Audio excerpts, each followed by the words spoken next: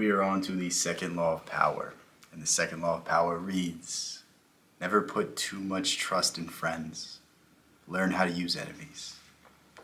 And this is a chapter that it's kind of hard to read because it makes sense. Like at a certain point, you can't trust individuals, but at a certain point, you want to trust your friends. And we need to be careful of this. We need to be careful of the people we choose to surround ourselves with because we need to ensure that they have our best interest at heart.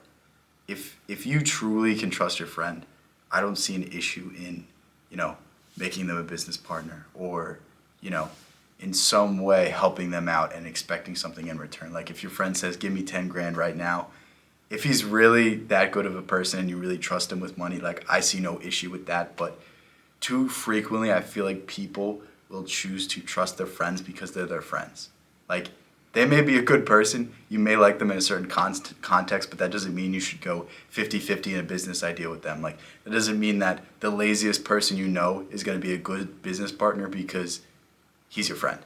And this is something that I think we need to keep in mind, especially today, because we give our friends the benefit of the doubt when we should necessarily pick up on the things that they aren't good at and understand that and hold them at a distance if the time comes when we need somebody. And oftentimes, like, your friend, if you have a business idea, isn't the best person to go to.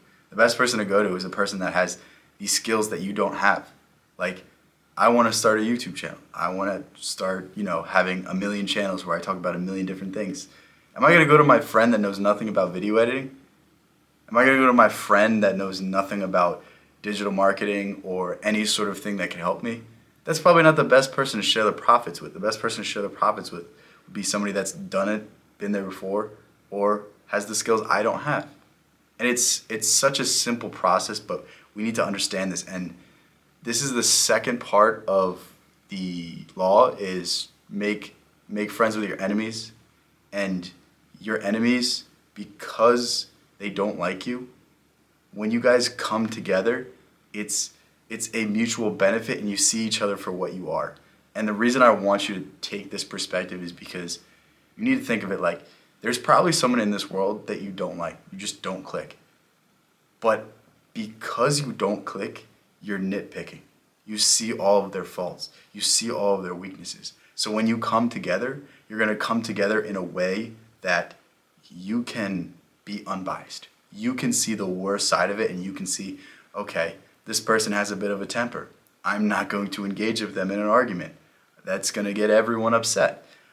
We can come together though because this person has a certain skill set. And these are all things to keep in mind. And I just want to share a little story because that's how I'm planning on doing these videos. I'm going to share a little bit of what I think about the law and then a story from my life where I made a mistake and how I could have basically avoided it had I read this book. So again, this is a try. I'm just trying this as I go. Let me know if you want me to change the structure. Let me know if you want me to do anything in particular. But the story is as goes. So when I was in high school, I had a friend. We basically hung out every second we could. Like I basically thought he was my brother at this point. And it's so frustrating because looking back, like their signs were all there. Like the signs were there that like this kid was somebody that like couldn't get it together.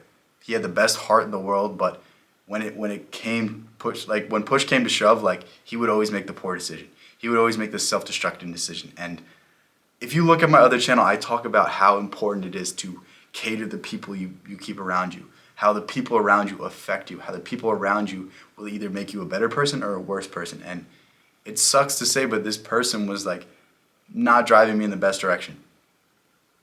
That's how it is for most people. Like if people aren't actively trying to improve their own lives, you shouldn't put them around you. If people are in a self-destructing loop, you should keep them out of your circle. Like when they figure their shit out, then you can put them back in your life. But until that moment, you can't do that. That's more of a life lesson, but we'll get back into the story. So I'm hanging around this guy.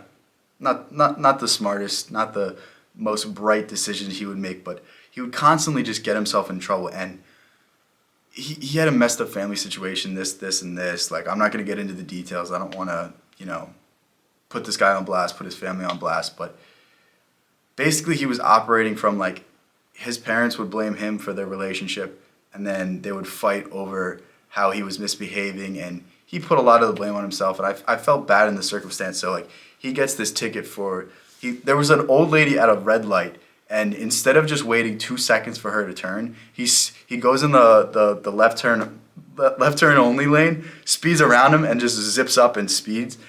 And a cop pulls him over, reckless driving, careless driving, improper passing, like all of these tickets. And then immediately after, he texts me, he's like, yo, can you help me out? Like, it's $200. Mind you, I'm like 14 or 15 at the time. I don't have an income. Like, all the money I have is because it was probably my birthday. It was probably Christmas recently. And that was money I could have spent on video games or food or just anything I wanted at the time. But I give it all to my friend, and I'm like, all right, bet, like, just get me back when you can. You know, a little time goes by. I want the money for a game. I want the money for something. Like, I'm just a stupid 14 or 15-year-old kid. And he's like, oh, but like all the times I drove you around, all the times I got you food. And I'm just like, all right, well, that's how it's going to be. And that's not when the friendship broke down. But looking back now, like, I should have just exited at that point. I should have just said, like, okay, cool. But like, I get if you don't have the money at that time. I get if you don't have anything. But at the same time, like, you're using my friendship as just, you're taking advantage of me and you're not giving me anything in return. Like, I helped you out. Now it's time for you to repay the favor. And this it just goes to show, like, the people that you trust the most don't always have your best interest in mind. They may have clouded judgment. They may have certain things in their head that are keeping them from helping you out. But at the same time, like, you need to keep this in mind, because this is something so important. This is something that may come to bite you, and it may hurt you in a more serious way than it hurt me. And this is something that you need to keep in mind, because as we get more and more, you know, just opportunities, as say this channel blows up, like, what if I go into business with this friend that screwed me over? What if I go into business with the people around me that don't have the skills that I need, the people that can't necessarily help me in a certain way, but I give them the benefit of the doubt because they're my friend? And this is something to keep in mind, to really evaluate your options, to really make the smartest decision, and don't, because this person is your friend, give them the benefit of the doubt. Always make the smartest decision, always think it out rationally, and always, you know, be purposeful with the things that you do. That said, we're going to be on to the next law pretty soon. Not sure when I'm going to film it, but again, if you enjoy these videos, let me know so I'll keep doing them. And on top of that, thank you for making it this far. I'll catch you in the next one.